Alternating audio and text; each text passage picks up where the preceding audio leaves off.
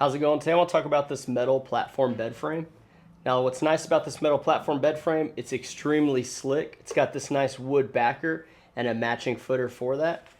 This thing assembled was fairly easy, fairly straightforward. What I've noticed a lot of times is whenever you're assembling this, first off, the headboard is going to be face down, and then the legs that connect, it's going to be these legs right here. And they're labeled really well because the stickers actually match up with where the stickers are on the piece itself. So it's very hard to kind of do this backwards.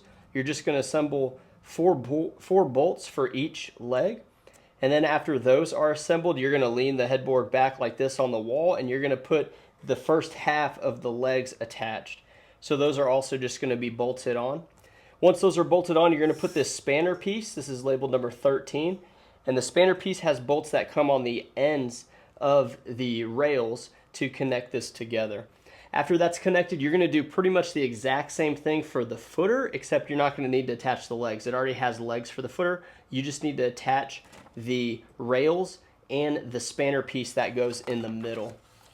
Once those pieces are connected, probably the most difficult part of this is actually connecting the two frames together. So the rails connect in the middle, and what you're going to do is don't bolt them together just yet. You need to have this middle spanner.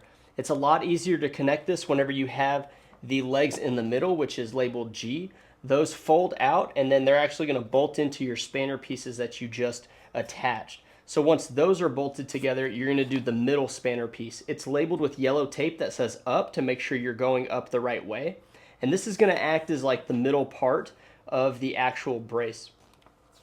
Once that is attached, the very last thing you need to do is cinch this part down with a bolt, and then you're going to layer your slats one at a time. And once the slats are there, the frame is intact. It's extremely solid.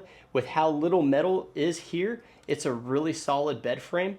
You don't need to have a box spring. You can put your mattress directly on top.